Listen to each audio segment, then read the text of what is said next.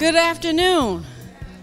Welcome, welcome, welcome. We're so excited to have you here this afternoon. My name is Jada Dawkins, Chief of Communications for Clayton County Public Schools, and today you have arrived to hear some exciting news from our new Superintendent of Schools, Dr. Morseys J. Beasley. We welcome you to Critical Conversations with our new superintendent. But before I bring him to the platform to present to you today, I would like to acknowledge any dignitaries in the room. Do we have any elected officials present today?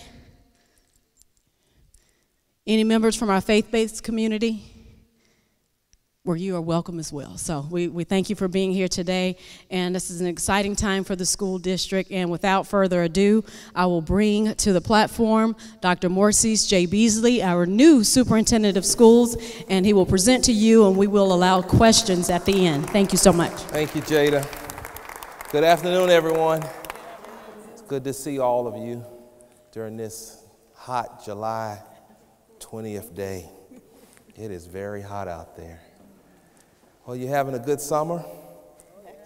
Good. Hopefully you've had some good vacation time, family time, beach time, and hope you're eating well. Oh, okay. You might want to work on that one. I mean, gosh. Yeah. Well, thank you all again for being here today.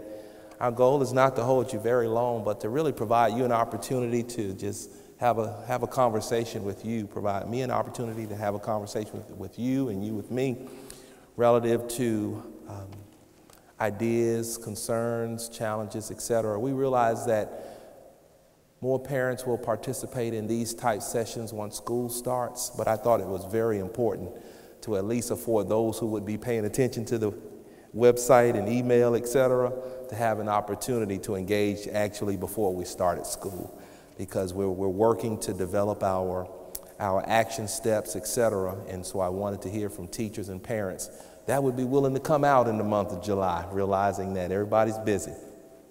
Well, this gives me an opportunity to share the areas that we're initially focused on. You should know that the 90-day plan is already on the website, so if you've not been out there within the day or so, take a look at the 90-day plan.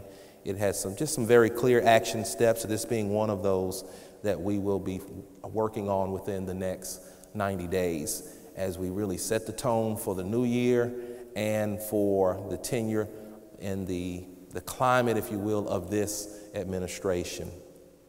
I want you to know that my commitment is really to ensure that our students are performing at higher levels. I am very clear that if this community is going to increase its economic viability, if this community, your homes that you live in, if their values are going to increase, which to me directly impacts family wealth, if that's going to improve, then we got to get the school district improved. And the only way you get a school district improved is you got to have higher levels of performance. You can spend that in whatever way you want to spend it, but you've got to have students performing at higher levels. Yes, we recognize the challenges, we recognize the variables that are at play, but I just believe you've got to be smart enough, dedicated enough, and have enough wherewithal, if you will, to do what it takes to ensure that students are performing at higher levels. So you'll hear the theme, committed to high performance. As I made the transition, everything that I thought about and started writing letters and creating documents, etc., I kept landing in that, on that theme, because I really believe that it takes a commitment, and what we want to see in this district would be higher levels of performance, period. And that would be for our students, for our employees, for everyone. For everyone, whatever the indicators are that we use to measure performance, we expect those indicators to improve. We realize it takes very specific actions for that to occur, and we are working toward that. You'll see, hopefully within the next day or two, a document on the website called the 3-year actions for achieving high performance. I'm working through that document. It's a draft document, but the time that I've been in the district since July of last year as chief of school improvement, through this transition, I've gotten a pretty good perspective as to things that need to be occurring in order to achieve a culture, create a culture of high performance. And so I plan on wasting no time doing what we need to do to ensure that we move in the direction that this district needs to move in. Realizing it's a journey, but we take it one day, 1 week, 1 month, 1 semester, 1 year at a time. But we have to be very deliberate about what we're doing in each of those days, those weeks, those months, those semesters, et cetera. You've got to be very deliberate. And the research is clear. There are certain things that should occur, that should be occurring at the district level, that should be occurring in the district as a whole, and that should be occurring at every school for it to achieve the status of high performing. And I'm just of the persuasion that our students can do it. I don't believe that my children have to be bused to another community. Never have. I don't believe that my children should have to go to another community to achieve high levels of performance. I don't believe my children have to be around a different set of children for them to achieve higher levels of performance. I just believe that if my children have access to the best teachers, the best leaders, the appropriate instructional resources, of course, me as a parent, if I'm engaged and in support and in collaboration with the school and the classroom teacher, my children will be successful. That's the philosophy that I bring in this role. When I think of my children, I think of the 54,000 children that I have responsibility for. And I make no excuses for where we are and where we need to be. We are going to achieve higher levels of performance. You can call me crazy, whatever you want to call me, but I believe we will be one of the highest, if not the highest performing district in this state. And I don't say that lightly. And I know there are many people that look at variables and say, oh, you'll never achieve that. Well, that's probably why you don't need to be over our children. Amen. If you don't believe that, you don't deserve to be over our children. I believe it. I know it. I know I've seen it. All it takes is adults who understand the importance of working collaboratively, who will understand that there are certain things that have to occur in the classroom, in the school system that need to occur consistently, and you will see high levels of performance. We know where we are today, but I want us as a community to start thinking about where we'd like to be on tomorrow. You know, a lot of people spend a lot of time talking about the past. My grandmama taught me very well that the past is something you can't change, but you look toward the future because that's something that you can always influence. And so you'll see that I'm looking toward the future. Yes, I acknowledge the past because sometimes things that you deal with in the current are the reality because of the past. But there's nothing in the current that can't be changed as you plan for a better future. I believe that there's a solution to every problem and that our students can perform at higher levels, given we put certain parameters in place, consistently in place. And it's my expectation that as I go from school to school and classroom to classroom, that there are no gaps. I don't expect some schools to be high performing and some schools to be okay, status quo. No, every school needs to be a high performing school. Every community needs to be improving. Every classroom needs to be producing high levels of outcomes or performance across the board. You'll see that we're very data driven. You know, I like to tell people when it comes to improving schools, I take it out of that emotional realm. My question is, what does the data say? And I'm very clear as to what data to look at. First of all, are the students coming to school? The faculty, are they coming to school? Principals coming to school? Do we have instructional resources? Do we have a curriculum? Do we have, when you walk in the classroom, is it being managed very well? Do we have a clean facility, et cetera? There are certain things that should be occurring in order for children to learn and to learn at very high levels. Is the teacher prepared? Has the teacher planned for the lesson? Is the teacher teaching at a rigorous level? Not teaching down to students, but teaching what? Up to students. Does the teacher have high expectations? Does the leader of the school have high expectations? Are they receiving the support from the superintendent and the central office staff and others and parents in the manner in which they should be receiving what? Support. So all of those things I would say are areas that the superintendent is uniquely positioned to work with the community as a whole toward improving outcomes for every school, every child in this district. And I'm honored to do it. I love engaging with parents. I look forward to these type sessions, not only this summer, but hopefully you've seen the schedule where we've already scheduled the sessions for parents once school starts throughout the month of, I believe, September, right, Jada? And beyond. You will see me visiting schools. I look forward to getting invitations to events at the various schools, because I think it's important that our children see us and know that education is important, you all. If you're going to be anything, anywhere, anything in this world, you got to be trained in something, because we don't come out of the womb knowing everything. Somebody's got to train you, teach you something, whether it be the difference between right and wrong, or how to do math, how to do calculus, or how to do chemistry in order to make medicine. Somebody's got to train you. And therefore, as a community, I want us to create a culture where our students know that education is number one, because that's going to fundamentally change the quality of our community. When we move our grad rate from currently, I believe, 69% to 90 and 95 and 97%, you're going to see a reduction in crime. Yes. When you have more young people graduating from high school, going to college, earning post-secondary degrees or credentials, you're going to see higher levels of income. You're going to see more people interested in buying homes. More people, supply and demand says more people interested in buying homes, then you can raise the price of your home a little bit. Don't go too high, because I hadn't bought mine yet, but don't go too high. But the point is, all of these things work together. The government, I met with Judge Teskey today, and they're going to do an order. We've got an area in the area of attendance. I want kids in school. I can't work with everyone to improve the outcomes if students are not where? In school. And if they're not in school, what are they doing? I can tell you what they're doing. Causing trouble, breaking in homes. And so it's not acceptable that for students not to come to school. So we're working already. We've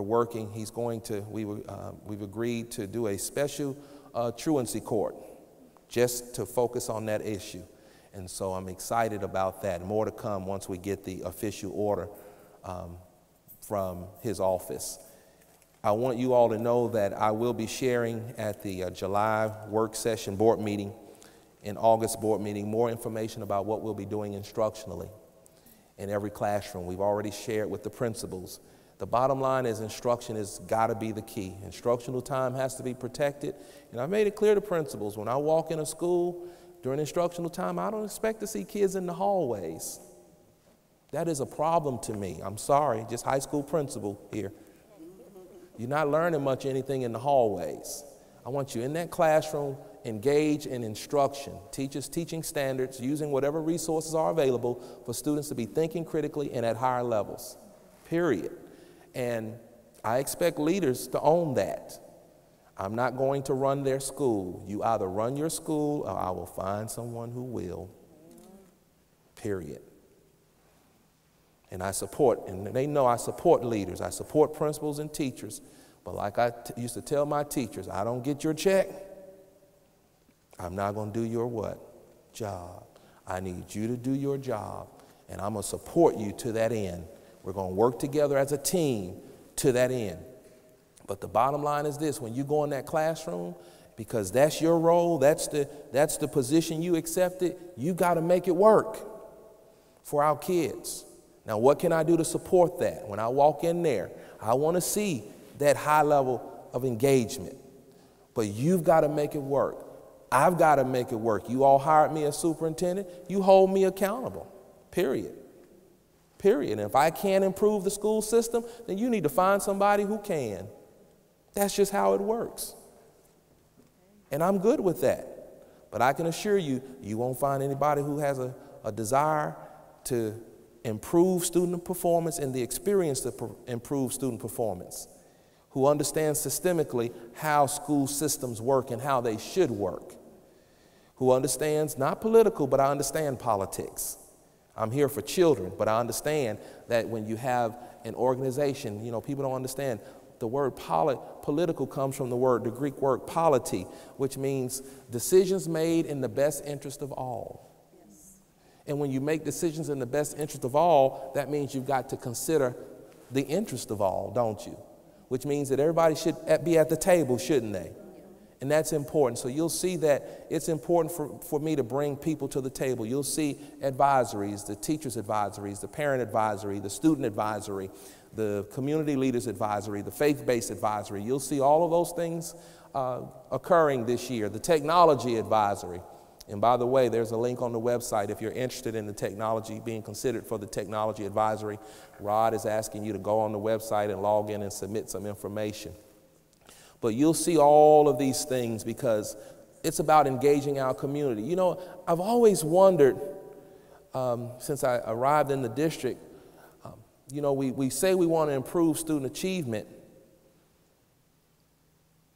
but we weren't engaging parents at the level that we need to engage parents.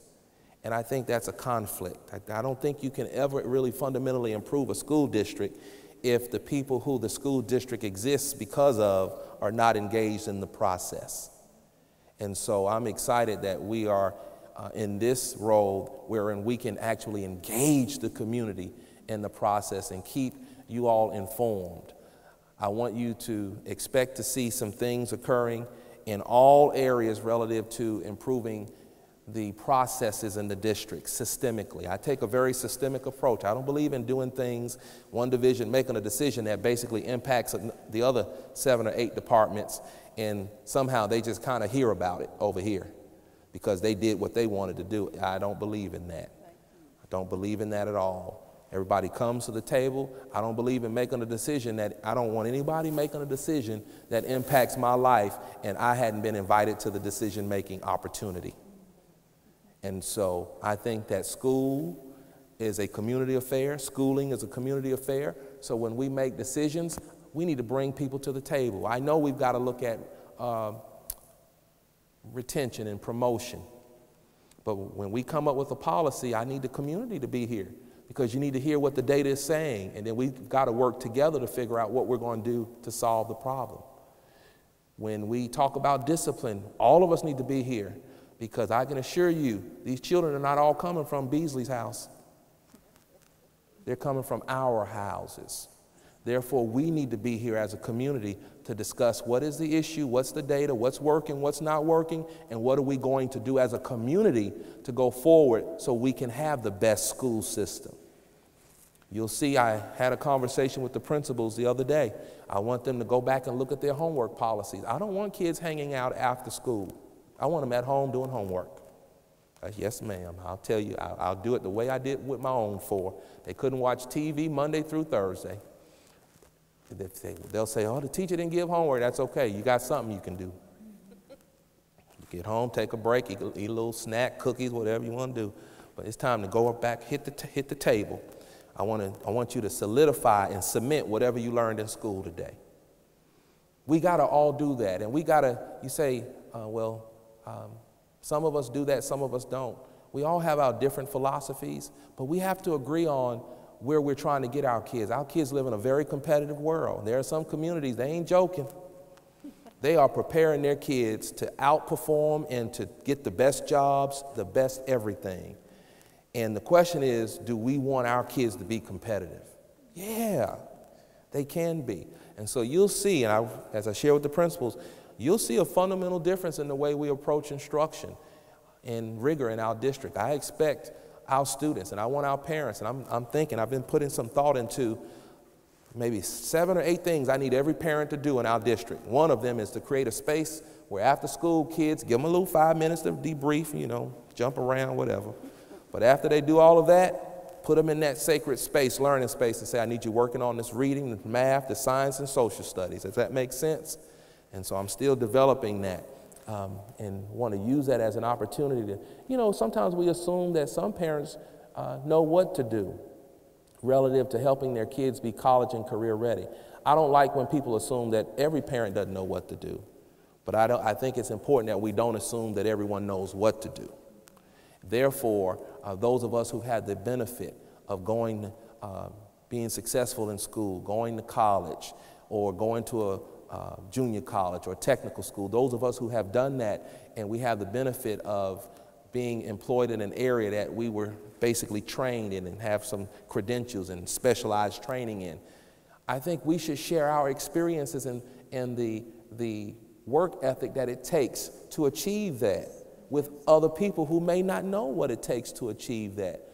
Some people just think, you know, if you just walk into a classroom, but if you go home and don't do any studying, that somehow it's going to all work out. No, it's not going to work out. I don't remember a degree that I've earned that I didn't have to study for after class was over. And I told the principals, I said, if y'all do have some degrees that you didn't have to study for, please let me know now so we can figure out what schools not to hire. That's right. What not to hire from. And so, and I told them the other day, even as this, that if you got to study when you leave high school, if you got to take a test to be employed in any job nowadays, then it just makes sense to me that our kids need to be studying now. So once they leave high school, it's no surprise. Even the college professors will tell you they just need us to help our kids get more ready for the rigor at the college level. Don't make them think that they're going to come here, sit in class, and then come back to the next class and there's no assignment in between. And so someone may say, well, they won't do. I say, well, just because they won't do, that doesn't mean we stop, right? We keep working at it, and we connect with our parents, and we engage our parents, and we do what it takes to get our kids to do. Just because they don't like broccoli, that doesn't mean I don't cook it. They still need vegetables, don't they? Blend it. That's right, blend it, mix it up. There you go. You got to be creative, don't you? See, this sounds like a mom here. Grandma. Make them think they're eating something good. It is good. See, you got ideas. That's great. But that's what we need to occur as a community. We want our children. I want you all to know that we're here. We're accessible. You know, I'm getting a lot of invitations. Everybody wants to meet with me. I can't meet with everybody because I tell folk I got to run the school system. But we're going to have some opportunities where people can get engaged like this. There's a link on the website. So when you leave here today, go to that link and submit your feedback. I will read all of that. And anybody will tell you, I will, if it's my survey, I will read it. I'll read it quickly, but as I'm reading it, I'll be organizing and dropping information in different buckets and determining my next steps. That's just not something that I'm starting to do. That's just something that I've done for many years. So go out there and give us feedback. More to come, you all, as we move forward this year. Remember that this is our SACS accreditation year, so you'll hear more about the timeline and community engagement sessions as we develop our strategic plan. And when we have those sessions for you to be a part of the visioning process, the thinking process, the strategy development process, it shouldn't be the case that only my staff is there, should it? And so our work is to make sure that the community is aware, and I need you all to help to ensure that the community is actually present. Get the word out, spread the word, let people know, all right now, we can't tell the school system we expect y'all to improve, but when we get these opportunities, we as the community don't show up. You can't have it both ways, can you? You can't say I want to be engaged, and when you get the opportunity to be engaged, then you don't what? Show up. And then when they stop having it because you don't show up, then you complain, y'all don't do it. You can't have it both ways. You got to be committed to high performance, which means that sometimes, even though it's a Saturday morning, and y'all know we want to sleep a little late on Saturday mornings, sometimes, because that's the only time that we can get most of our parents engaged, sometimes we just got to get up, get ourselves together, and get there. Why? Because that's a commitment that our children need us to have. And so I solicit you all's help in getting the word out as we have these sessions, as we have the critical conversations, to get more parents, more community members involved in this work. I'm going to pause here because I really want to hear from you. And there's no question that's off limits. If I don't know, anyone who knows me knows I'll tell you I don't know, but we'll figure it out and we'll get back with you.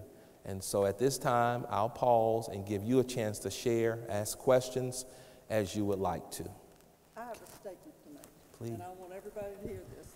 I've been in this, some of you know me. I'm Lois Collins, and lived in Forest Park since 1970. Been in the school system since '84. I remember Mr. Stroud and Martha Ellen and all the ones in the school system. One thing I want to comment, I have not seen the level of passion. I've already talked to some of the board members, some of the principals. I'm a community-based person.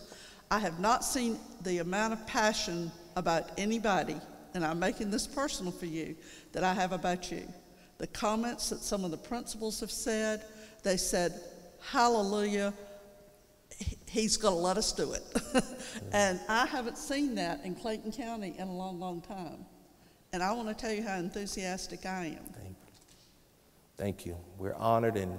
Well, I want to thank you, because we've been praying for you. Thank you. Amen. Thank you. Some of us have been working in the streets a long time, haven't we? But you really have done a good job with encouraging the principals. I've done federal grants, so I understand about structure and all the politics. That is not a good indicator of whether you're a success or not. It's the passion of the people. That's right. And that's what you have. I don't know how to say it. Thank you. The principals are just behind you, and I want to thank you so much for whatever you've done, because some of them were real frustrated. I'm a substitute teacher, so I get to talk to everybody. Thank you so much. And if you raise your hand, staff member and myself will come to you, okay? And I think you had yours up first. I'll come to you. You see me typing. I'm not texting. I'm taking just, notes. I just have two questions, actually. I have a rising ninth grader. So I just want to know where we are as a district on teacher vacancies. Okay. Number one. And number two, has the whole rebalance to alleviate overcrowdedness in the school, has that been implemented? Okay. Very good. I'll start with vacancies. As you know, last year and years prior, the district has carried about 200 vacancies. Our goal this year is to fill every one of those vacancies, and we're below 300 right now. And a few things that we're doing internally, we're exploring some alternative routes for individuals to teach, providing additional training and opportunities to really coach them up. We just think that I'd rather have somebody in here with a degree and a passion to teach than kids sitting with a sub all year long. And while we appreciate our subs, you got to have somebody in there who's going to fulfill the full role of the teacher on a daily basis. And so you'll get an update at the next board, because we're processing quite a few. We had at our last summer job fair, we had I want to say about 1,000 candidates, I believe was told. So we're still processing all of that paperwork. We're working with the PSC to get certificates, et cetera. And so I'll be prepared at the board meeting on July 31st to give a good update as to where we are, and with some good numbers.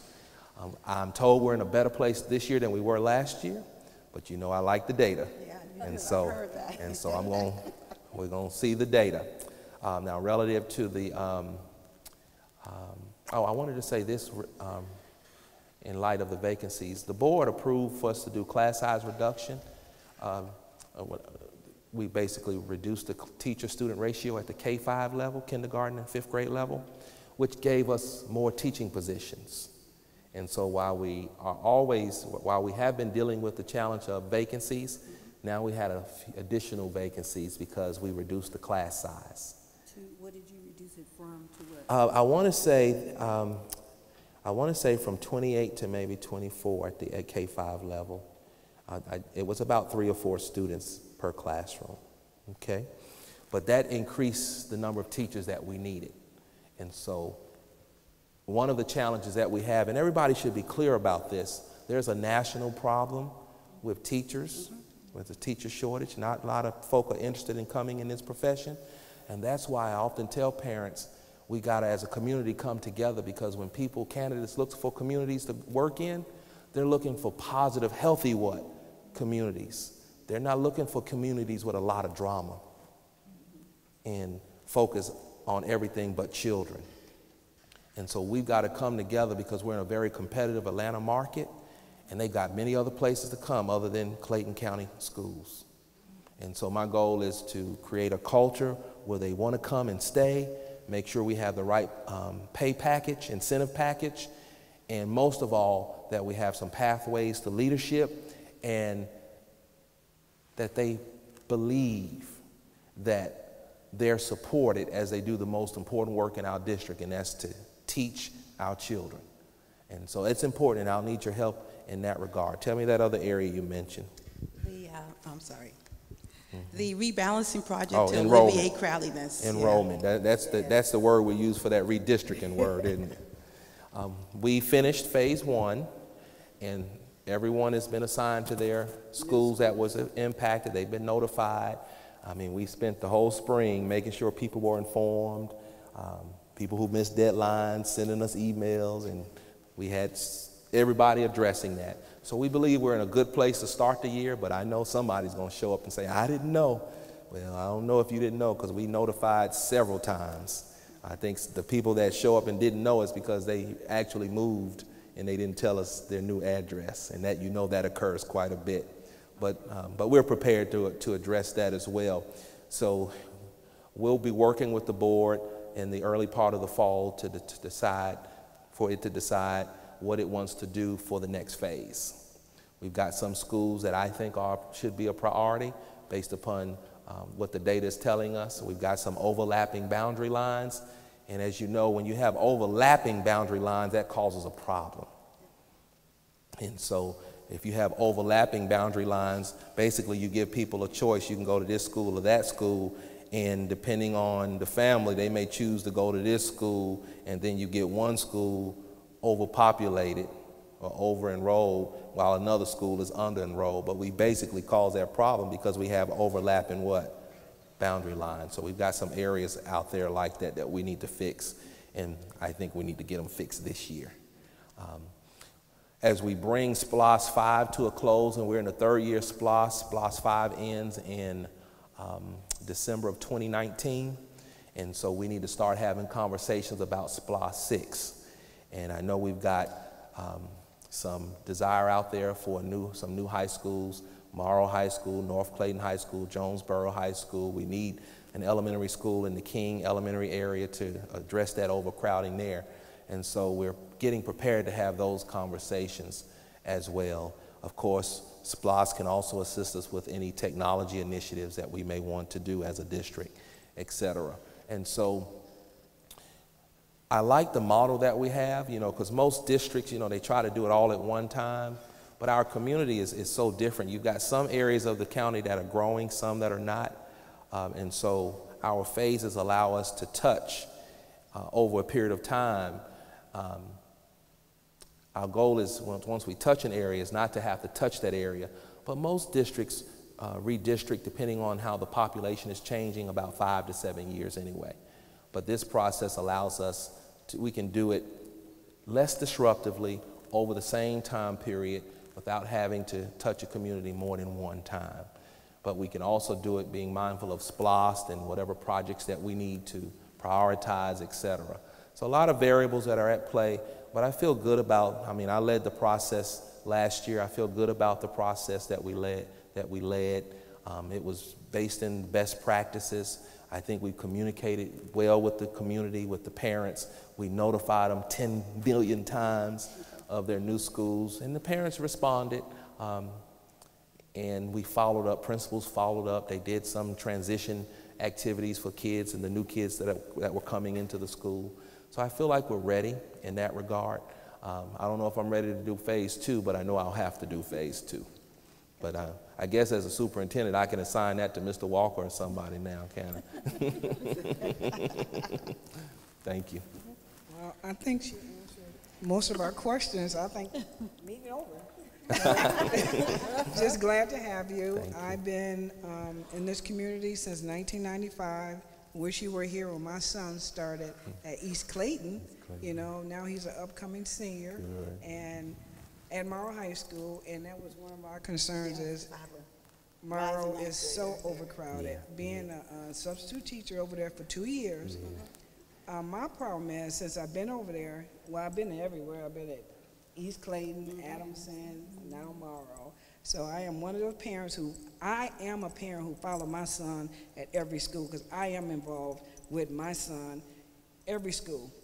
Wasn't I there at PTA? PTA, right along with me. Council board. Yeah, I'm involved because I yeah. want to see improvement. But now, my son's an upcoming senior. He won't get the benefits of Dr. Beasley, okay? But we're just glad to have you. Thank you. And there's people that I know. Joanne Harris asked me to tell you she miss you. Tell Ms. Harris I said hello. She's my doubles partner in tennis. Excellent. Oh, I can see her now. So competitive. That's right. And Ralph Simpson I work with in correction. Very good. All of them say they hate to lose you, but we glad we got you. Glad to be here. Honored and glad to be here. So I'll let Joanne know when I see Tell her her I said today. hello. Very good. Okay, thank you. Good afternoon. Good How afternoon. are you? My name is Yasmin Nija. I'm new to the district. Thank We moved here in January. I have a middle schooler and two in high school here. So it's been an adjustment, so I'm not too familiar with a lot here in the school district. But I decided to become active. I'm actively involved in the community. Introduced myself via email to my commissioner prior to moving here. So joined the PTA and everything. I have two granddaughters that are in the school district, so I've been visiting them the last 3 years prior to moving here.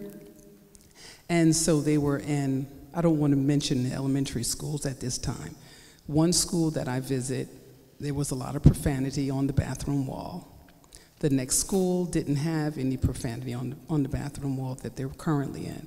But my question is in regard to quality assurance. I know that you said you're concerned about seeing kids in the hallway, but also, other than the hallways, there are issues in the bathrooms, there are issues with the clinic workers, as well as in the cafeteria. So how will you be measuring the quality of assurance in those areas as well as academics? I know academics is a focus, but also children need to be safe in the schools. And the schools do need to be clean, and they need to feel comfortable and not going in bathrooms reading profanity. Very good. I appreciate the question. First, I'll share that we've identified very clear key performance indicators for all principals. They received that the other day. And those are the data that I look at: academic indicators, attendance, discipline indicators. We also, last year, we implemented a quality assurance process relative to school facilities. And so we have teams of individuals who actually go out into schools, and they go through this rubric that we have developed, and they provide feedback to the schools. But I think the best quality assurance, in addition to us visiting classrooms, is we have, of course, central office teams to visit schools, to see how instruction is going, what the facility looks like, provide schools feedback. But every school is supervised by an assistant superintendent, but every school has a principal.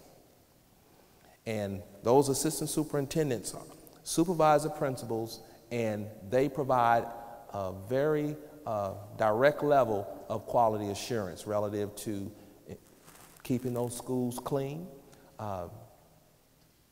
improving instruction, improving discipline, and attendance.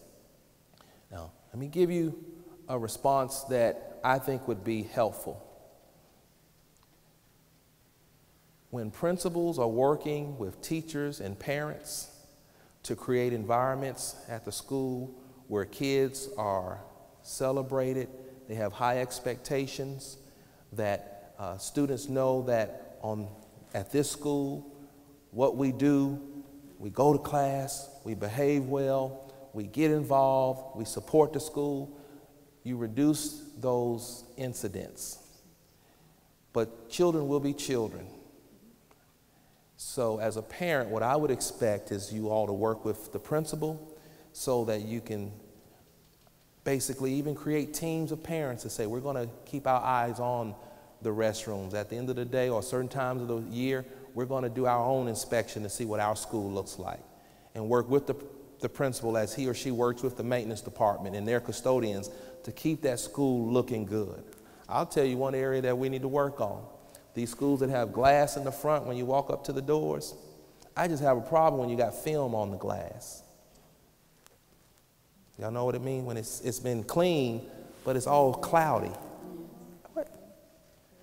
But parents should work with this principal, say, let's get this cleaned up. I should be able to see my reflection. Am I telling the truth? Yeah. And I have gone to one or two schools, walked in, and all this beautiful school with all this glass, and it was cloudy. I told them, y'all got to fix that. I should be able to see a reflection. And so work with your custodian, get some Windex or something. So my grandma used to get newspaper. Do something, vinegar and water. Do something, and to me, because that sends a message, doesn't it? And so it all matters. So you'll see, I visit schools. I visit every school last year, and I'll be visiting every school this year. I already have on my schedule my first day of school visits. And so that's another level of quality assurance. But I think communicating to everyone, we developed this year, and we've already communicated to all the principals, assistant principals, the superintendent's protocols and expectations. And I can assure you, cleanliness of the facility was one of them, because I don't live in a dirty house, and I'm not coming to a dirty place to work in. And I don't expect our children to come to a filthy place. And so all I could tell you is, if you see where it's not occurring, please let me know, because that's what I call a foundational expectation. I shouldn't have to go around telling anybody to clean up their school. Come on now. Especially if there's someone getting paid to do that job. Well, my other question was in regard to recess. Unbeknownst to me, when we moved here, he came home and let me know that after lunch he wasn't going outside for recess. So is there any changes for the elementary schools to get some of that energy out after lunch? That's a good question. One of the challenges in this recess, boy, this is a big deal. This recess topic has come up with teachers and with the morning session with parents. We have a policy in place that basically stipulates 15 minutes of recess. It doesn't say how, so it looks differently in different places. But let me tell you one of the challenges that we're having, as I share with others. At the elementary level, by law, we're mandated so many instructional minutes for the school day. We're trying to get in reading, math, science, social studies, lunch, art, PE, music, right? Many of the kids need EIP because they need additional time when reading. We're trying to get all of those things in 300 minutes, and principals are having to make choices. And so that's why recess looks differently in different places. We'll continue to have that conversation with principals, but I do know that the challenge is there. Principals have to think about supervision of the students, because teachers still have to have a duty-free lunch for the most part. They got to have planning time, the right lesson plans. See, y'all see, it's so easy when it's so easy to say you got to have that 30-minute recess, but the question is, where is it coming from? Because it takes about 25 to 30 minutes to go through the line, eat your lunch, sit down and eat comfortably. And then if you add 30 minutes on for playing, that's an hour out of the day.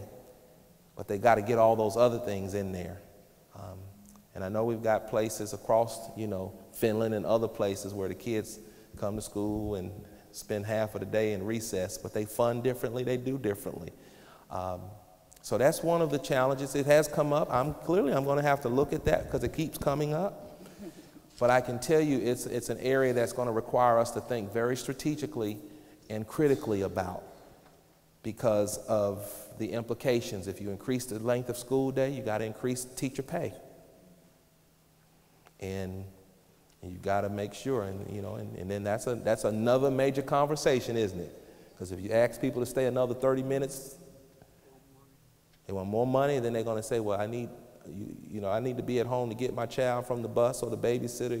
It's just a lot. And so I don't want to dare ever share that that's an easy an easy topic to address. If it were easy, we wouldn't be still having the conversation, because it's more complicated than what people realize because of the law, the instructional minutes, and everything that we're expected to do within those 300 minutes.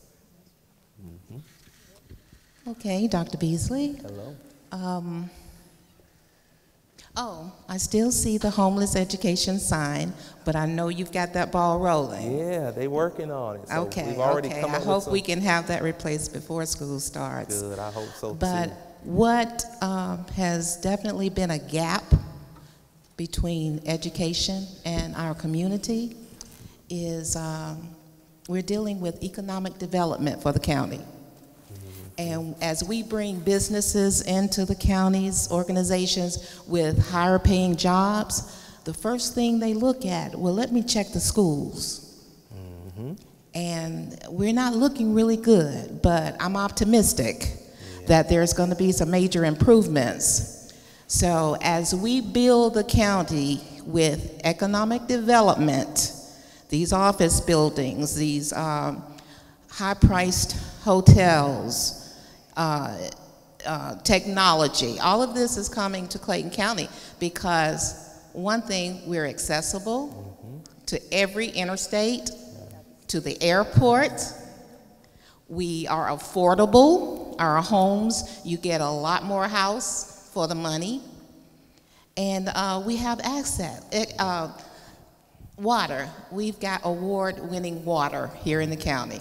So we're bringing people in on the economic development side. So we're just depending on you to make our schools attractive to these companies who want to come into Clayton County. And you have my word that I'm aware of that dynamic, and I'm working with all the agencies. I'll be meeting with the mayors. I've got a meeting scheduled with all the mayors in the county, already on my calendar.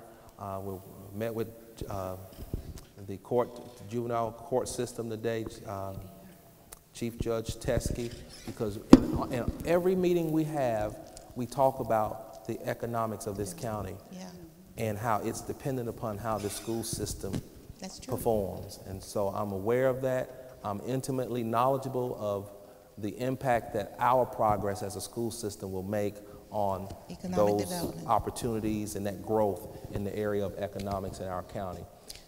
Now, the major gap I've seen has been with the commissioners and the schools, the school boards. That's correct. And we need to blend that together because we can't be successful being segregated like that. And we've already done that. We've got some meetings scheduled with the commissioners. I've already met with a few of them. And so, and you'll see that I'm real big on communication and ensuring that we close all gaps. And so, and one role that, if you looked at my org chart, I've got a role for a person for engagement, governmental relations, and partnerships. That's because I want to have a presence. While I can be at every commissioner meeting, I want somebody who I know on my team is there and who can bring us back and keep that bridge. It's important that we have that bridge connected, that we are connected, that we're all informed. So not only will I be meeting with them, but we'll have a presence so they can provide updates, I can provide updates, and they can bring information back. So you'll see some improvement clearly. You should already see improvement in that area. We realize that as a school system, we cannot do this work, and I believe that the school, the government, the family, the church, the faith-based community, and the business community, we all have to work in concert because all of our areas are impacted by the school system. And so that's exactly what we're doing. And I kind of like that. I'm not a politician, but I kind of like, my wife said, "You like all that political stuff." I said, well, I just like meeting people and working with people to do good things for kids. Because, we all, and this is for all of us, I like to say this, we all are here. Think about this community. This community was here before we arrived, wasn't it? People came, they lived, they moved, they died, whatever. They entered and they exited. We entered at some point, and possibly one day we'll do what? Exit. The question and the commitment that I think is, will we leave this community in a better shape? And You know, I'm just the type person who believes that if you're in a place, if God put you in a place, he's put you in a place to make it better. Better, better, better. And so my commitment is to make it better, so when we pass the baton to the next person, we can say it's better than it was when we got it. Now you take it to another level. And so we appreciate everybody helping us do that. Good evening. Good evening, sir. I'm curious, you raised the point about increasing the participation of children and parents in homework. I'm wondering what the demographics say about the number of parents who are actually at home when their kids arrive from school. And secondly, my assumption is that there is a bit of disparity there, that kids are latchkey, they're going home, parents aren't home until 4 or 5 or 6 or 7, given the commute from Atlanta, if they're working anywhere near 75, that may be even later. But the second part is, are there homework centers operating inside the district? Are there programs that involve, or the teachers involving kids staying after school to complete homework? That's a good question, and we do have all of our elementary schools have some I won't say all, but many of them have after-school programs that parents can take advantage of. I don't know if I would call them homework centers, but I know I've visited a few, and kids were actually there doing homework. I think there's an opportunity to bring the entire community together, because clearly everybody's not going to stay at the school once school's out. For opportunities for our children to have access to what you would call as homework centers. But I want to be very clear. I don't let parents off because children are latchkey. I was latchkey. And my mom was very clear, and she just passed on July 7th. But she was very clear. She knew what time we got out of school, and when we got home, we had to call her. We didn't have cell phones, and we had to call her to first tell her we were home. Secondly, she would give us our chores, and then she said, once you do that, you need to do your homework. And when I get home, I will check it. So I don't give parents a pass on that. You know, parenting is a responsibility. And so even though we may have several jobs, and myself included, when you have children, you sign up for the responsibility that comes with what? Comes with children.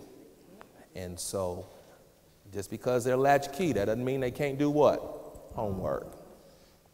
I'm not. No, and I didn't say you work. No, I'm a grandparent. But I would, I'm sorry. My question is, I understand the expectation on parents to meet that. Failure on the part of the parent leaves the kid in the middle. It leaves the kid missing assignments. And I guess we don't want to come back here next year and hear how all the grand efforts to get the parents involved may not have reached the goal that you had intended, and kids have fallen behind. And my assumption is that the homework, increasing homework, increases their performance in the classroom. And if the homework is an extension of what happens in the classroom, if the homework is meaningful, etc. I'm just assuming that it is. Mm-hmm. Okay, I'm gonna leave that alone. Sure. Now, so my question is, how will you, from a data standpoint, measure whether or not the impact of increasing homework is successful, and at what point, if you find that it's not working in the way that you are planning, at what point will you institute maybe adjustments or plans to change that around? Well, I think that's a great question. I think I'll respond this way. I'm more interested in creating a culture where our students understand how important it is to not only go to school, but to build some work habits about putting in the time one needs to put in to be successful, which means that you may be taught content during the school day, but it speaks to something when you get home and you review the notes, you review the practice problems, just to make sure you got it. Just to make sure you got it. We may have to consider some type of evaluation survey to see what impact that's having. But I would tell you, we will monitor one key performance indicator, the progress of our students that we collect and we report out on when progress reports are distributed. We'll be able to see if we've got more students making A's, B's, C's, etc., and less students making D's and F's. So that's one way. If we have to do a survey, and of course we're working with our principals, and we'll take the feedback. You all, I'm sure as parents, will give us feedback. I'll say this. You got to see the strategy of where we're trying to go. We're trying to develop some behaviors and some practices that support a culture of high performance. I'm telling you, and you all know this, if they're going to be successful, they've got to know how to study. They've got to know how to sometimes burn the night oil. They got to read beyond the school day. And really that's the intention. And so to me, the success is not even necessarily measured easily today. It's over a long period of time by building these habits that support high performance, that support students being college and career ready, that support students once they get to the advanced placement class, that they know how to study.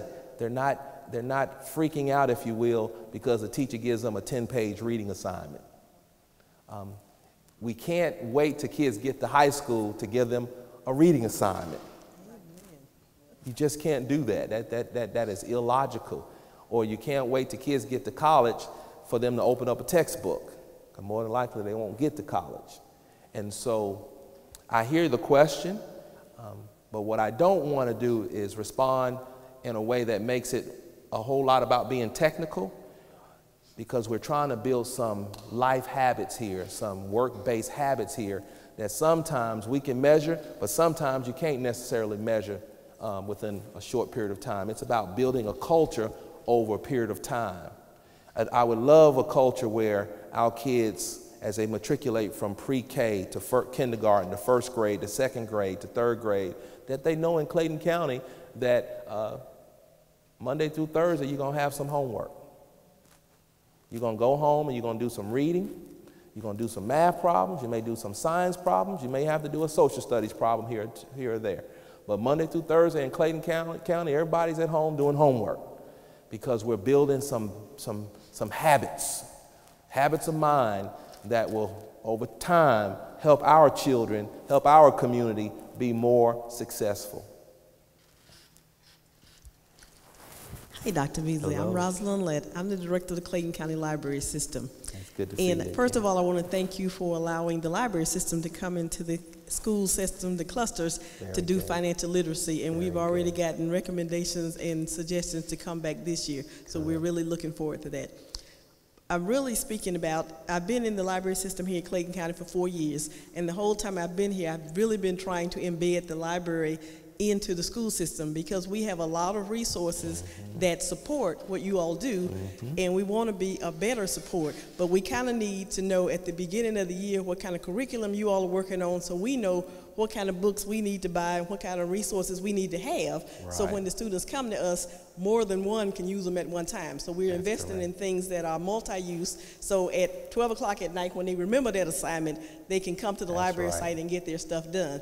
But I want to make sure that we can help to embed the library, because we have had some really good statistics on improvements on one of our sites called Brain Fuse. Brain Fuse is a tutoring workshop, and the kids can get on Brain Fuse at any time, and if they have questions about calculus or about reading or about social studies, they can ask those questions and tutors will help them. But they can also send writing samples to Brain Fuse. They will review them, critique them, send them back so that they get better grades. But that's really important for our seniors, so we've been trying to get the word out to the seniors. If you're writing an essay for college, send it to us, let them look at it so you get in college. Very good. I'm concerned, and we do have programs now for the early learners. We have a thing called Learning Spaces, where we're working with the kids from 0 to 5, preparing them, getting them involved so that they will be ready to read and ready to go to first grade and whatnot in kindergarten.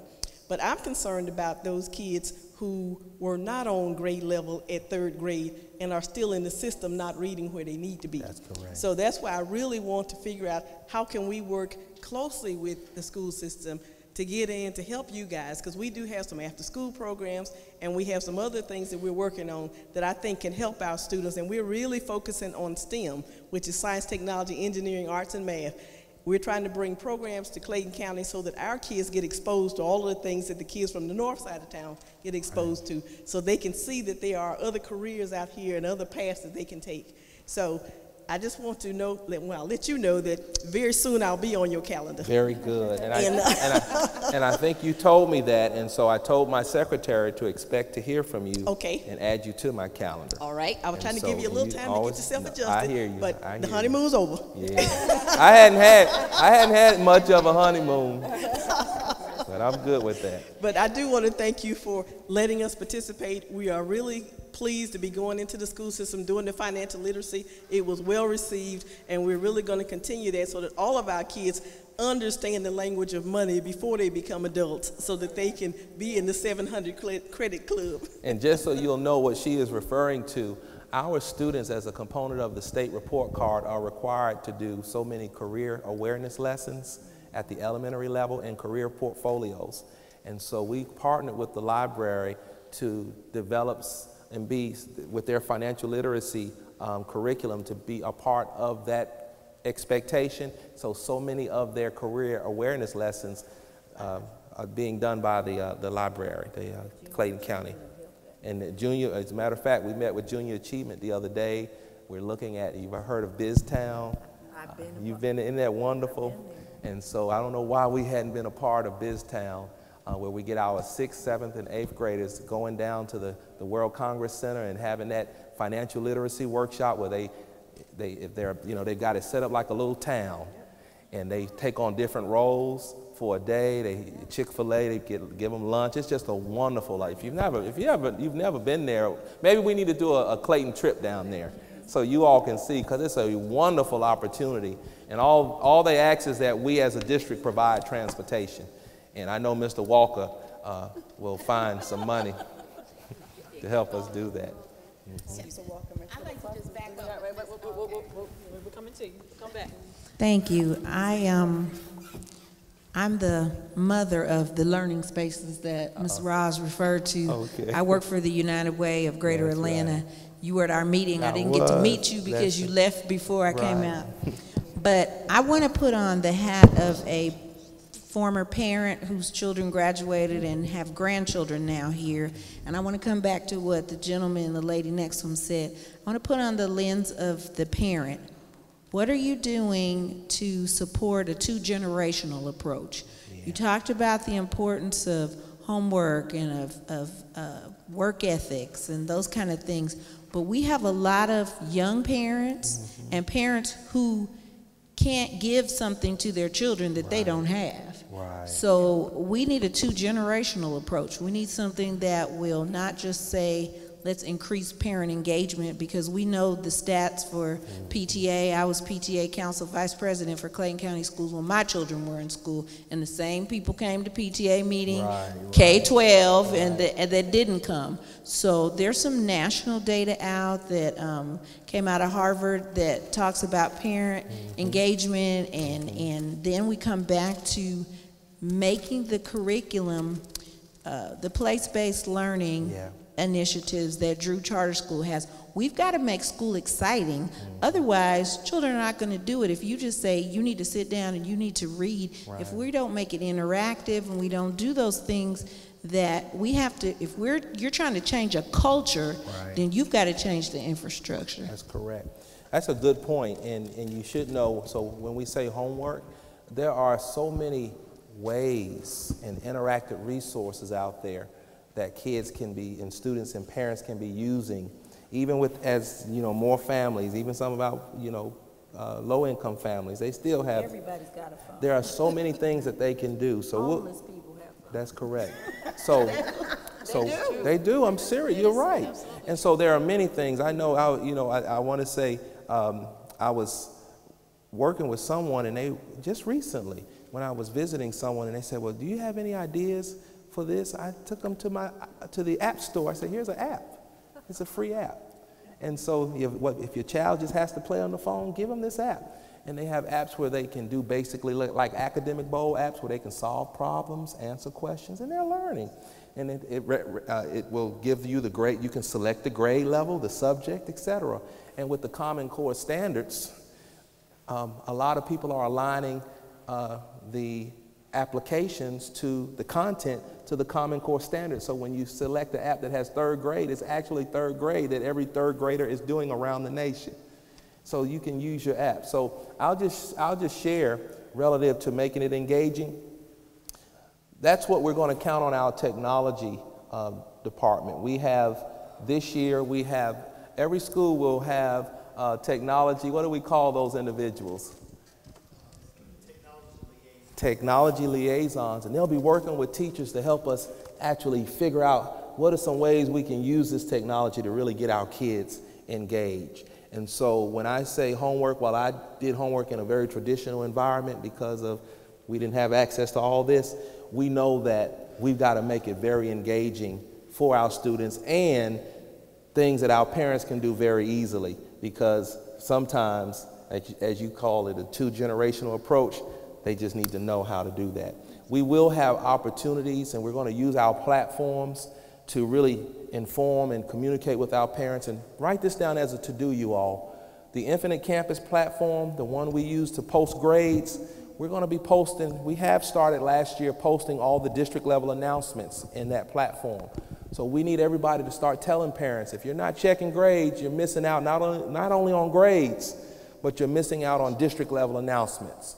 So, you can use your phone to log into Infinite Campus. Is that right, Rod? There's no reason, and I know most people have phones now. There's no reason. You can even set up the phone so that if you wanted to notify you if the kid gets a grade below a 70, it will let you know. You need to have that conference with that teacher, because that grade doesn't look too good. And so we got the tools. Maybe we just got to get the word out there, and then we got to help. And that's where community comes in.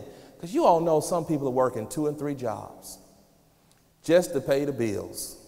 And so we have got to create a village and a community where we say, I know you're busy, but here's a resource that'll help you even when you're busy. Or is there something that I can do to help you, help your children? We've got to establish that community, and we're counting on all of us to come to the table to do that. Okay, but I appreciate that. I wrote that terminology down. And Harvard has some good, Karen, Dr. Karen. She's excellent, and she does, listen, top-notch information research, and we're very connected to those individuals. Very good. Some platforms, too, that are good that I've implemented in other districts that will help with that as well. Yes, ma'am. I want to speak to the parent engagement, and some of what she just said is what I wanted to speak about. I recently visited an apartment complex to speak to the apartment manager about forming a liaison to encourage parents to become involved with Morrow High School. Mm-hmm.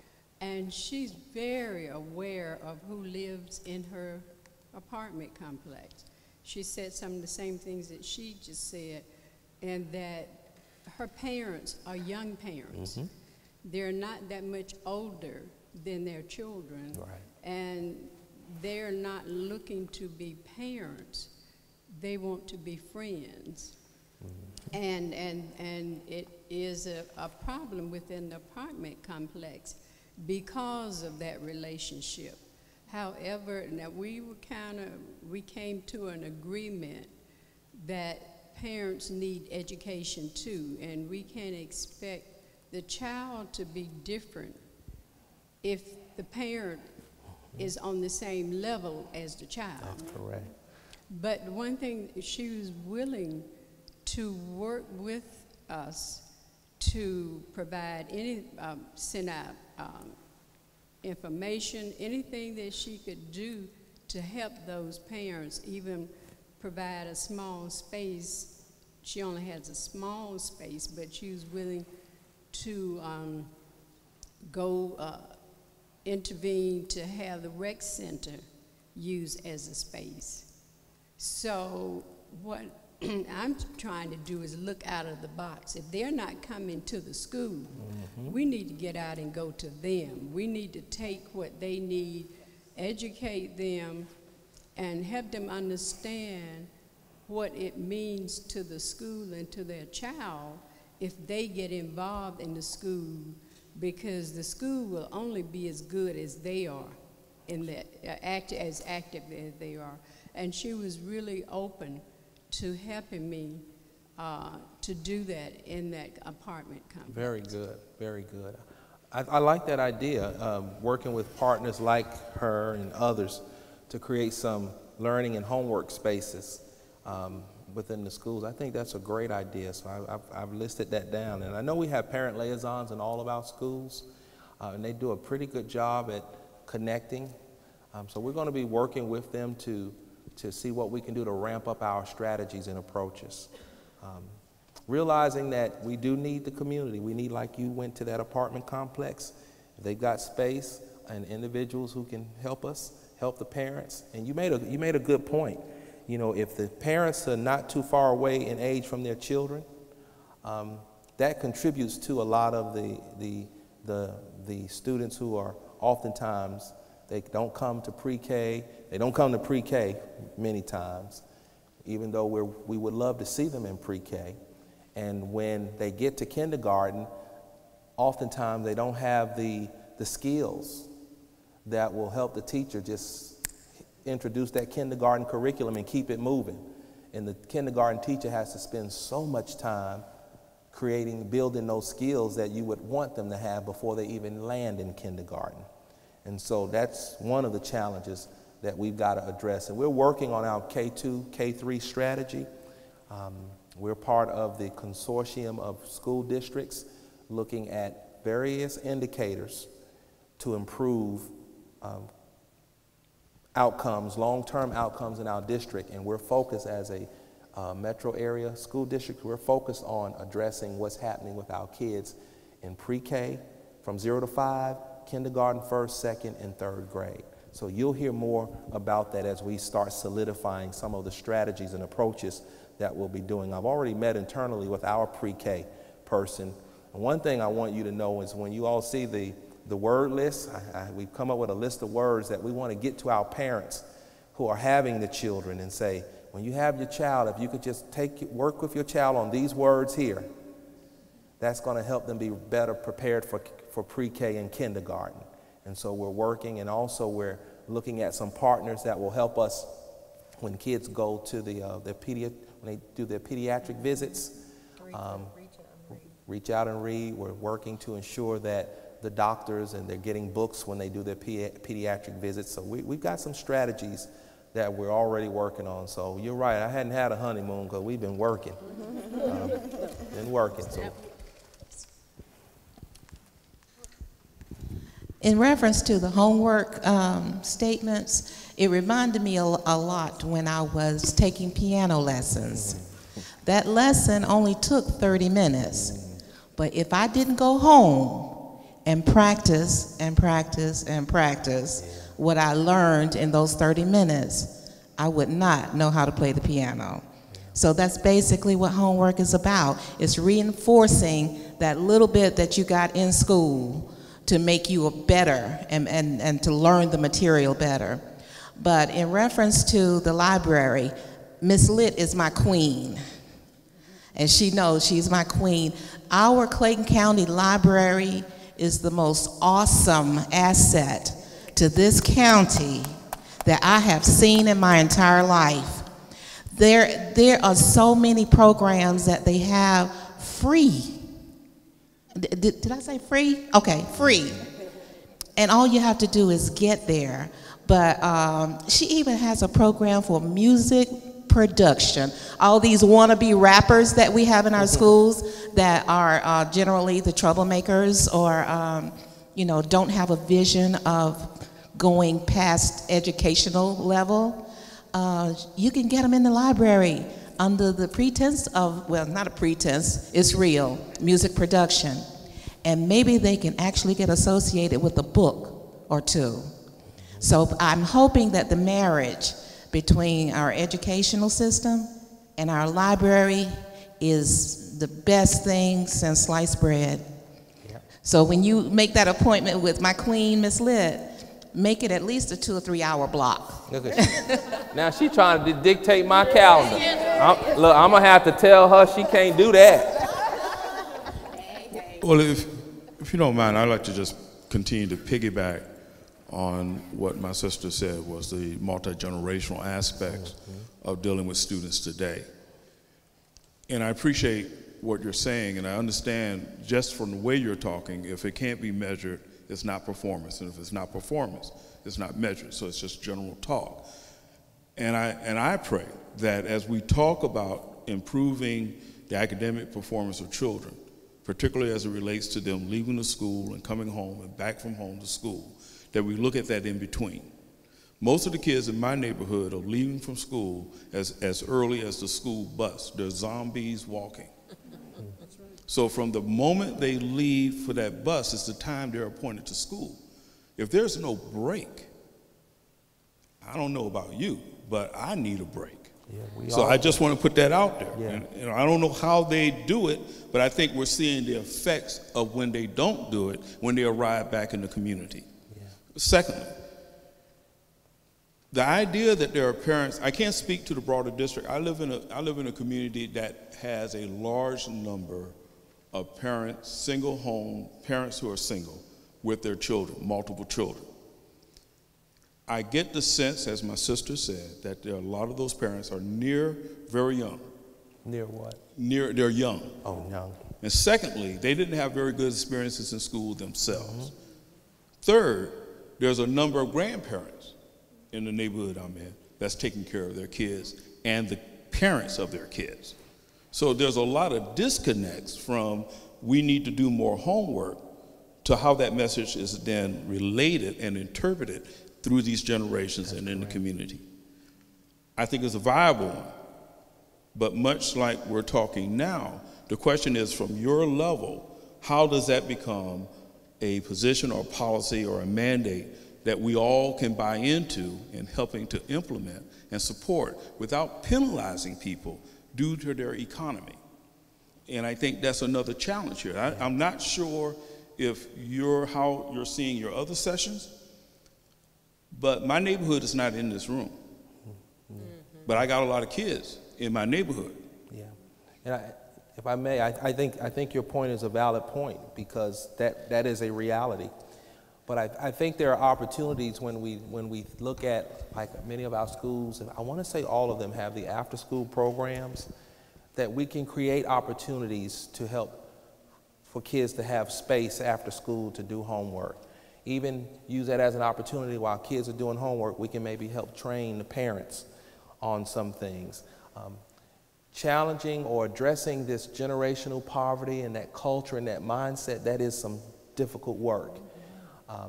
I'm not saying that it will be easy to do, but I do think that we do have to do that work.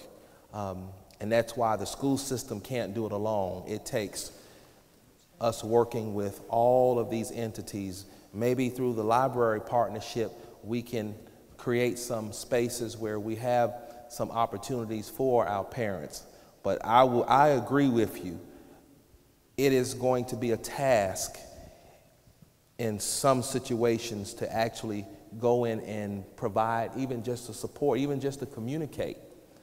But I think we still have to make efforts toward doing it to help people create, to improve from wherever they may be today. And so I'm not unfamiliar with those challenges. I just believe that we have to do the work, and we've got to make some efforts to help change those behaviors and those mindsets that we know are contributing to oftentimes contributing to what we're dealing with in our schools. So it's kind of like a dual approach. There's some things you got to do at home, at school, and there are some things we've got to figure it out. And we've got research, and Karen Mapp and others who've got research that can help us come up with some ways to figure out how do we address and break through generational poverty mindset that we know. And the truth of the matter is this: if we don't acknowledge that it exists, then you're not going to ever really address the achievement gap. Because you're just going to say, well, the teachers are not doing their job. The teachers are doing their job. But you got to realize when the kindergarten teacher gets a student who comes to school not ready for kindergarten content, that by the end of kindergarten, they still may be behind because that kindergarten teacher had to do a whole lot of non-kindergarten content. And so I think your point is well taken. We acknowledge that reality. I just believe that we've got to work as a community to implement some strategies that acknowledge that reality, but that also help us change that reality, maybe not in 1 year or 2 years, maybe not in 5 years, but over a period of time. And it's not just the school system. We've got to partner with so many other entities and agencies in order to do that. When you realize as a community, like you describe your community, as a county, that we're dealing with poverty, what I would say is we acknowledge the reality, we figure out the best strategies, but we still have got to tackle it, because if we don't, it's like you become a victim of the circumstance. And we don't want our community to become a victim of the what? Of the circumstance. So we still got to work toward it, and we got to figure it out. So we need you to come and help us figure it out. Ask the tough questions, because it's through that engagement, that conversation, that something may be sparked.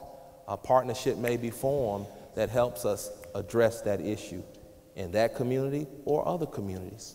Okay? Yes, ma'am. All right, I have about 3 questions. STEM feeder patterns, you were talking about the SACS accreditation upcoming and the long-term plans. What about STEM feeder patterns? For example, at South Atlanta High School, the elementary and middle schools that feed into it have agreed to be STEM schools. Mm-hmm. Their focus will be STEM, but their focus every day will be health and getting healthy. What is your thought on school feeder schools feeding it, creating some kind of Well, we've already met internally about STEM, so within the next 3 years, our goal is to have all schools at some point of STEM implementation, either program certified or school certified as a STEM.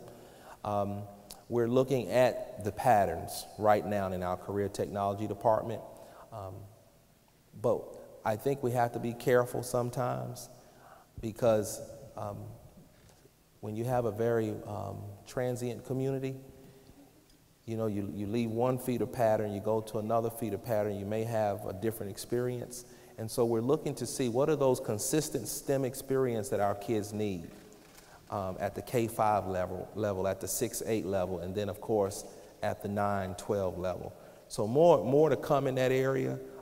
Again, we have begun the conversation about STEM programs and certification or recognition for all of our schools. We'd like to see all of them within 3 years, but we know we've got some schools that are further along than other schools. But we also know that there are some instructional things that can be happening, should be happening, that honestly, whether you're a STEM certified school or not, you should acknowledge the reality of the world we're in, that there should be certain things happening in science and technology and engineering and math occurring in classrooms, period. Especially if we say we're preparing these kids for college and careers. And so just more to come as we really get down into the weeds and start figuring out our strategy for moving all of our schools to higher levels of STEM outcomes. Okay. And Google Ed, I think that's what it is. You said Google Ed? Yeah, can you give a little more information about that? I think before school ended, everybody needed to go in and take capture their account. Capture their account. Is Rod still here? Oh, Rod already left. See if Rod can come in. He can probably share more than I can, because I had to capture my account. I had to figure out what to do myself. Everyone had to capture, but it's a part of the G Suite application that we're using, and hopefully at some point everybody would have captured their account, principals have been trained on, et cetera. So I'll let him come and explain and share what that is, okay? All righty, so you know my thing is parent involvement, parent engagement, and you are correct. Karen Mapp, Dr. Henderson, and Joyce Epstein are the 3 gurus of parent involvement, parent engagement. How I needed to know about your parent and student advisory members. How will they be selected? The parent advisory, I'll let Jada respond to that, but I'm thinking the student advisory will, of course, we want the student leaders. Students should be selected among their peers. And so we'll be working with the schools, and we're thinking middle and high schools, where they'll select, the student body will select who they would like to represent them to meet with the superintendent on designated dates throughout the year. Parent advisory, I need to really figure out exactly the best way to do that. I was thinking about PTAs and school council representing each school, but I hadn't landed on how we want to do that, because I don't want it to be so large that it's not an intimate conversation, but I don't want it to be too exclusionary either. And so I'm still, Jada, any thoughts as to how, I know we've discussed the parent advisory, but have you any ideas of how we've done it in the past, selecting parents to participate in the parent advisory? Well, we have tried to rely on the schools to give us like a president or a contact for each school to participate. And so it really needs to be fleshed out. Yeah. And we need to wrap our heads around the best way to gather that support. Yeah, I've been thinking about it because, you know, I've seen it done with like a PTA represent officers and school council, but then sometimes that is kind of exclusionary, and I don't necessarily like that. Same parents. And it's but they are parents who at least, I think, to some degree know what's going on at the school, that can speak to some of the issues and concerns. So I think by the time, when are we scheduled to have our first meeting? I know we've kind of planned, have we planned out the first meeting for parent advisory yet? We're starting to come back a time. It's to be announced in September, though. And so we'll roll out the criteria pretty soon once I land on a way that, I don't want to be exclusionary, but I don't want it to be too large either, because I want to be able to have some conversations, okay? Just some constructive conversations. You knew what? You have a thought about that? But she wants to get involved. Well, there's 2 newly elected district directors for the District 7 PTA. We had one here earlier today. She's here now, right here. You have the assistant director. Right. Are you the assistant director? What you say? I see what you say. Don't do that to you. That's good. Very good. Very good. So they're here too. So we know y'all will be here, but we got to find a way of engaging some folk who don't normally show up at these meetings, and that's really why I'm putting some thought into that, because I want some people. You know, I have seen all of you all. I know Ms. Harrison, and I've seen you all at every event. But I want you all to keep coming. But I want you all to know we need other parents to to attend. So y'all put some thought into that. If you have some ideas, just email them to you. Have my email address. Just email us. Email Jada. But I don't want it, if it's advisory, I don't want it to be too large that we can't have some good conversation. So, but it's important that we do a better job, I think, as a district, maybe recruiting some people heretofore that would, probably wasn't involved. Let's get them involved. Let's get them involved.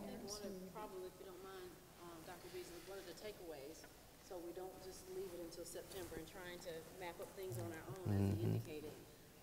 I'll reach out to district coordinators and there's a committee or board to set up a pre-planning meeting, so we can make a proposal to the superintendent, and then by that time we should have more concrete information to move forward with. And Jada, let's just, because you all are good, I'm glad y'all are here. Let's use some of these people to help us plan what the agenda will be for that parent advisory. I'm looking around. Yeah, you know, that's good. That's good. Let's do that. But I need you all to get out there and bring somebody who hadn't come to previous events. Bring them. You know, find some you got some influential people who just don't come to these type meetings. Figure out who they are and bring them. Politicians got children. That's right. Okay. I have a little suggestion that I haven't heard mentioned, and I don't know if you've thought about it yet. I come from the nonprofit community. Nonprofits need money. We get money through grants. Library, I've worked with you. I helped your foundation one time. And if the school system, and I understand that there are 1,000 registered nonprofits in Clayton County. 1,500. 1,500. I have not been able to get the list yet. I'm looking for the list. But these are hungry people looking for something to do. I thought of you, sir, when you were mentioning that over there. If we could get the nonprofits, if the school system could say, this is what we need, then the nonprofits could take that information, go to the foundations, find some funding out there or volunteers. But there are people that are not being utilized because there's not an easy organizational structure. But if we can get, and this lady probably knows a whole lot more about it than I do with United Way, but I was just thinking that would be a resource to go into your apartment complexes. I set it up in Red Oak before they closed Red Oak. We set up, HUD gave us an office. We set up a Just Say No club, and the drug pushers left. And there's some wonderful things that can be done through nonprofits if we can get someone who knows how to get them in contact and say, this is what the school system's looking for, so they can use that for reason for proposal. Well, at the last United Way meeting that I went to, and that Ms. Gottlieb was there, we discussed exactly that because United Way is so central to a lot of activity with the nonprofits that we would, based on the data, right? 36%. That's right. That we would use them for, and they would help us create this nonprofit registry where, let's say we have a list of all of these nonprofits, and principals say, these are our needs. I can say, here's a list of nonprofits, here are the areas that they will provide support, and then the principal has exactly what he or she needs, because you know principals can't hunt down that information. But if we have it in a central location, a registry, or whatever they want to call it, a database, then we can get that to principals. They can say, here's my need, and it gives them a list of nonprofits automatically and contact persons that they can connect with to provide that resource. And so I think United Way is We're working on a lot of things, but first we're creating a system for that Child Wellbeing Index. Because Clayton County, if you all don't know, Clayton County has a 36% out of 100%. Forest Park has 19% because it's an English language learner community. So United Way has a place-based pilot that was just approved for the next 3 years. So United Way is going to be here in a vengeance now in terms of them identifying who's a nonprofit and who's not. That's probably not the work. No, I think what they were going to do was, because they have many nonprofits that are contacting them. So as nonprofits contact them relative to those indicators, they would be identifying areas that they could support. And they would capture all of that. So as we determine our areas of needs, we can see that here's United Way partners, and here are some areas that they will support that may be matched up with our needs. And that may be out of my review because Jennifer and Charles and those people are doing that. My focus is on the early learning piece. I got you. I'm clear. Very good. Okay. Some years ago when I lived in DeKalb County, they had a Partners in Education program. And they had the businesses partnering with the school system. And at the time I worked for Crawford Lawn Hospital, and the hospital partnered with one of the high schools and elementary schools. And what we did was we went into the school and we had the physicians and whatnot go over to the school, and they gave the kids free physicals and that kind of stuff. But one of the really nice things we did was after school, they set up a training session for the parents, so the ones who needed jobs could get job training, and then they could actually apply for jobs at Crawford Long Hospital. So it was a way to make sure the kids were healthy, support the school and what they needed, but also support the parents so that they could ultimately support the kids. But there's one other thing. I know in Clayton County schools, some of the kids have been using Edmodo, which is a computer-based homework assignment. How do the parents know, or how can they gauge what the kids are working on? Because when they come home and they say, oh, my stuff is in Edmodo, you don't really know if they've done it or what they're supposed to do. So there needs to be some kind of training so that the parents know this game before the kids come home and run it. Because a lot of times, we don't know if they really are going in Edmodo and doing what they're supposed to be doing in Edmodo. So the parents are at a loss to know how to get into it, how to monitor what they're doing, and that kind of thing. So that's my question, because I have 2 grandsons, and one of them is on track. He's doing everything he's supposed to be doing. But the other one, I know when he's telling me he doesn't have any homework. No, sweetie, I know you got some homework. I just can't find it right yet. Well, I wrote that down so maybe we can ensure that our parent liaisons are creating some opportunities at the schools for parents to learn about. We have programs at the library. We do have 6 library locations, so we will partner with any of the schools who want to come in and do training. And if they want to do that routinely, we can do that, because the parents do have questions about it. So if we know how to train them, at least we can do the trainer thing, so that they can go home feeling like, at least I know how to figure out what homework my kid has to do. And then from there, maybe we can give them a direct path to some of the resources that will help them if they don't know. Very Somebody good. else can answer these questions. Very good. I was wanting to answer her question. I taught at East Clayton 5th grade math and science this past year. So I used Edmodo, but my kids, I still had, their parents had to sign up for Edmodo so that they could also participate. And they could see, because a lot of my, like when you was talking about homework, my babies had homework in my class.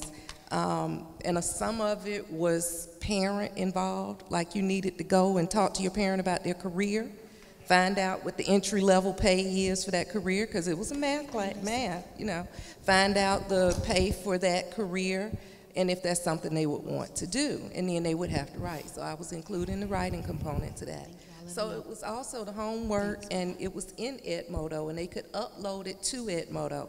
If they did an interview with their parents, they could upload it to Edmodo and show it. But the parents also have to be willing to use technology, because sometimes parents are a little hesitant about using that technology, but that was one way to use Edmodo and getting parents. As far as Infinite Campus, he talked about that's where most of the messages for the county came. I would actually sit there and click on different parents, all of my parents, and I would send my own messages, because teachers can create their own messages in Infinite Campus, just like those messages from the county. Oh, I wrote that. Teacher too, because you mentioned Edmodo.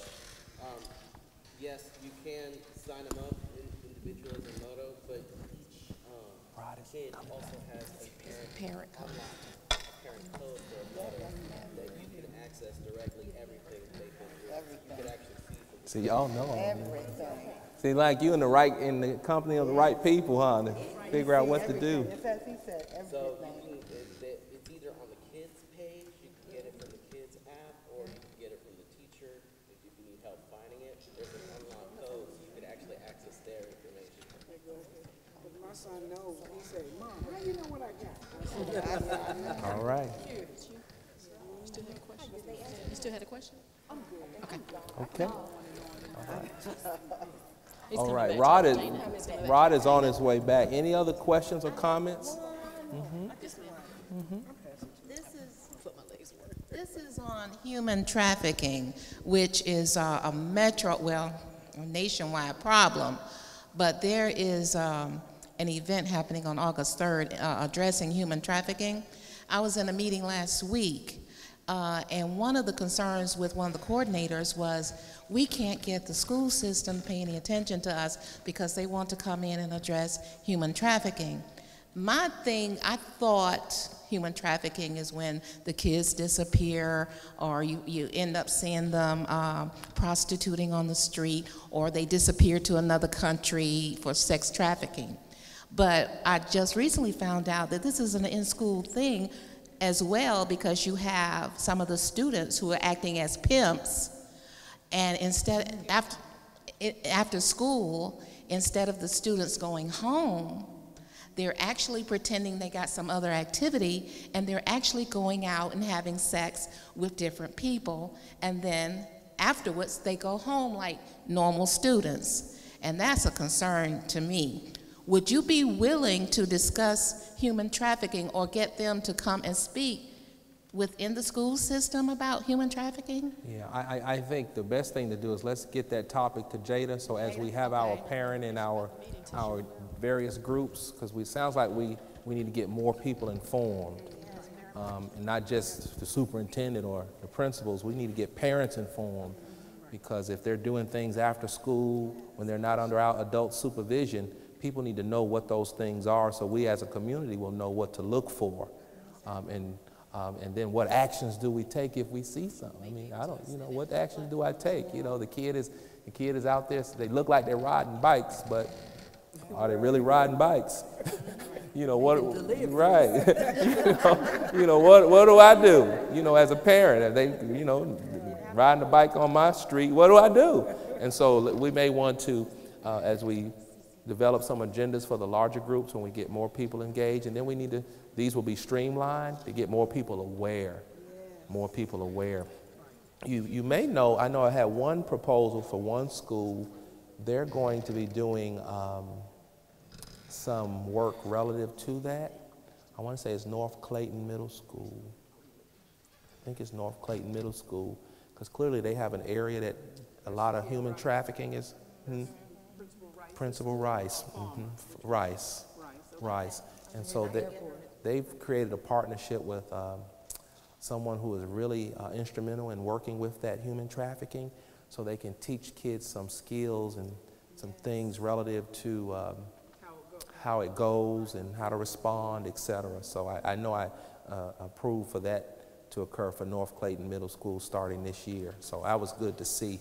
And I like their approach to it, teaching the students behaviors and skill sets, social emotional type things, so they don't find themselves in those human trafficking environments or situations. Okay. Did you do a training through the Department of Justice? No, I did not. We were at an event, and it was honoring Gigi House, which she housed these children that they've captured out of the human trafficking. All right. Any other questions? Raise your hand. Are you hiring any new social workers this year? Not right now that I know of. No more than any vacancies that may exist, but an increase in social workers, not right now. There may be some vacancies that we've got to just replace individuals. Still 1 to 700. The 1 to 800. I don't know what the ratio is, but I can tell you this: the last piece of data that I saw on the number of employees, when we look at what we earn versus what we fund, I want to say in the area of social worker, the district was funding more social work positions than it was actually earning, which is a good thing. So I think that's a positive, that you earn so many positions from the state, but the district was basically funding more positions than what it earned. Just so you know, as we are doing in the area of fine arts, we are funding more fine arts positions than we actually earn, which is a good thing, which speaks to our commitment to fine arts as well. And so that, I think, is a piece of information that people should know about. Okay. Rod, come on over here, sir. Dr. Beasley has been handling all these questions without technology.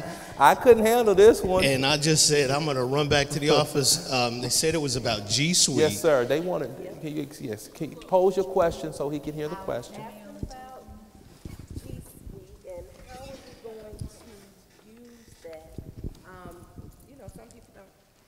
I was asking about G Suite. I know that at the end of the school year, we were told to get the kids to capture their accounts. Teachers were told to capture their accounts and stuff. So what I was trying to understand is, how is G Suite going to be incorporated in the classroom and used or used at home, because sometimes kids don't have computers. So how are we going to use that? Well, I'm going to try to model Dr. Beasley, and I'm going to answer one question at a time. So the first one is, we're at the very early stages of implementing G Suite. If you've ever heard of Google, I'm sure you have, Google, G Suite was formerly known as Google Apps for Education. Google provides a free platform of collaboration tools, including mail, calendaring, collaboration. But they've also started some new initiatives with one of their tools called Google Classroom. This was the first district, or one of the only districts in the metro area that did not have student accounts, right? So as an initiative, when I came on board, was to find a way to create those student accounts so that students could participate and take advantage of a platform like Google Apps for Education, or now G Suite. So parents will be able to use it because you can post things, you can share assignments outside of our Google domain, so that if a parent has access to the internet, they can see those assignments and activities that their students are involved in. The second question is, we really don't know how many students have access to the internet at home, but Dr. Beasley held up his mobile device, and what I do know is I would guess that 95% of all of our students, or all of our households, have some sort of connection to the internet via mobile device. The nice thing about G Suite is, and the nice thing about all their tools, is you can access all their tools via mobile device, okay? I was actually on my way back to greet the principals and principals and assistant principals who are actually now taking a G Suite course that we're providing for them so that they can get acclimated to the platform and to the tools. But we see that as being a game changer for us. It's a free tool. At some point, we want to move away from even having to use the Office 365 suite of tools so that we could take advantage of G Suite across the district for students, teachers, community members who may be a part of even something like the Technology Advisory Committee. We're excited about it. Google Class is probably the one thing that'll make engagement for students increase, because students who have devices will be able to use that. And if I may take a little bit of liberty, we also have a student wireless network at school. And Dr. Beasley was in a cabinet meeting with us the other day, and one of the leaders brought up it may have been Jada who actually brought up something about mobile devices. So if students will, and this is where you can help us, if students will understand their responsibility for digital citizenship, we could take advantage of those mobile devices in the classroom. Instead of asking a student to put it away, let's pull it out, let's use it. That extends the classroom, right? You talk about doing homework at home. They can respond to a teacher's question. That could be their out of the door question for the night. You come into class the next day, everybody would have had to answer that question using a mobile device or online, right? So Rod, since you told them we had that conversation, you got to tell them what we're going to do. That we said we would develop some expectations. We are. You're right. We are going to develop some expectations around that. There are a lot of districts who are already doing what we might call bring your own device or bring your own computer to classroom. We are going to develop those expectations so that it's clear when those devices are out, what they're out for. Because we don't want students using them just to take pictures and video stuff and post it online or send it to YouTube and have Jada's phone blow up because some student has, videotaped the fight. We want to get away from that. So those expectations will drive that digital citizenship culture so that we can get away from putting them away all the time. We're from Gwinnett County, and my son and daughter used to bring their tablets to school. What they had to do was that device had to be registered before they could use it. So I don't know if that's a piece that... Well, yeah, basically what you're talking about is having a device. If it's a Google device would have to be registered to our network in order to be able to use it. With our EdNet, or CCPS EdNet wireless network, it's unsecured, but it's filtered. So students can use that, but they're not going to just be able to willy-nilly go out to sites that are inappropriate. So when you say register for me, it just means that those students will have access, but it won't be unfiltered access, right? When they leave our building, and just just know this without a shadow of a doubt.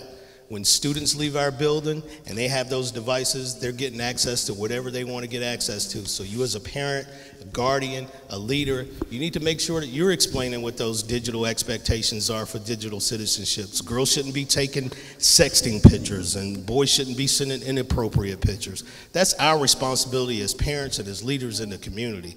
We do our best at school because we have a legal responsibility for E-rate funding to put those filters in place, and that's how we get a lot of our money for these this kind of technology that we use. But that's all of our responsibility. Thank you, Rod. Okay, so we've got to close up, Jada. All right.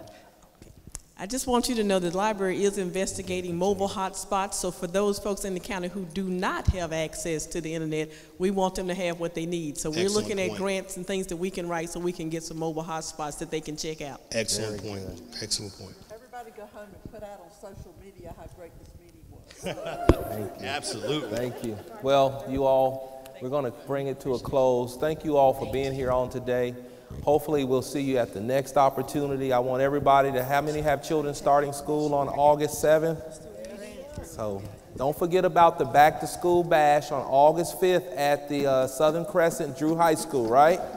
We're going to have a wonderful time, so come out. Hopefully we'll have some sunshine so it's not too hot, but we're going to have we're going to have school supply giveaways, we'll have food, we'll have V103 there. We're going to have a wonderful time, so hopefully we'll see you all there. Have a great start of the school year, a great semester, and I look forward to seeing you in other opportunities throughout the semester in the school year.